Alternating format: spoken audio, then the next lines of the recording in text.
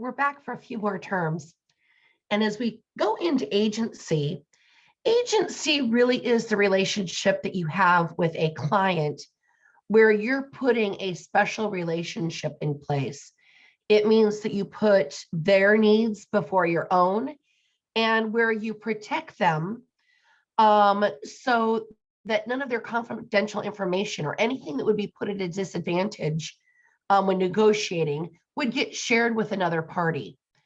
And that is a relationship that you're going to have with a buyer or a seller, a tenant or a landlord.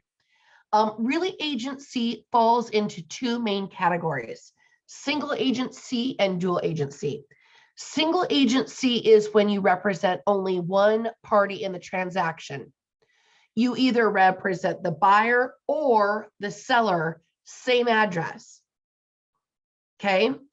Dual agency means that you represent both the buyer and the seller in the same transaction, again, same address. Here is what dual agency is not. It is not when you help a client buy a house and then you help them sell their current home. That's not dual agency because it's not in the same transaction at the same address. It's actually single agency twice. Now, dual agency is allowed by law here in the state of Iowa.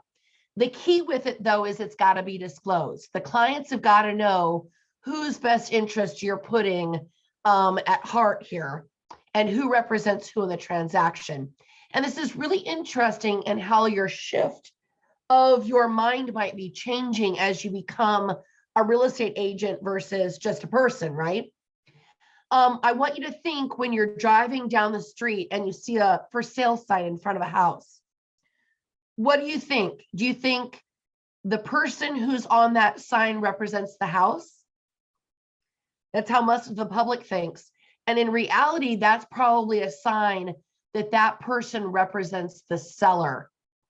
The house just happens to be the commodity, the real estate that we represent them in the buying and selling of, okay? So single agency is representing one party, either a buyer or a seller, same transaction, same address. Dual agency is when you would represent both of them, same transaction, same address. Up next is a client and a customer. And here's a little bit of a definition that could come up for you on this. If I'm representing the seller and you're representing the buyer, the seller is my client, your buyer is my customer. And in switch, your buyer is your client and my seller is your customer. And the reason that they really define this, even though I'll be honest with you, in your career, I don't think you'll ever use the word customer. Seems like we just use the word client and throw it around. But for exam purposes, the reason that they separate it the way that they do is because while you owe duties to your client in a transaction of loyalty and protecting their confidentiality, you do still have an obligation to the entire transaction to do things honestly and good and in good faith. And we'll dive into that a little bit more as we go through some examples of really what this extra special relationship is called a fiduciary. Okay, it's a relationship of special trust and confidence.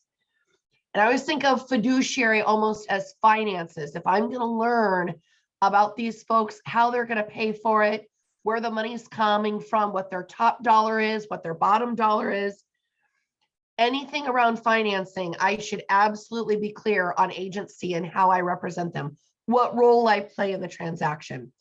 Last up is the principal. This is the person who hires the agent and delegates this responsibility of representing them.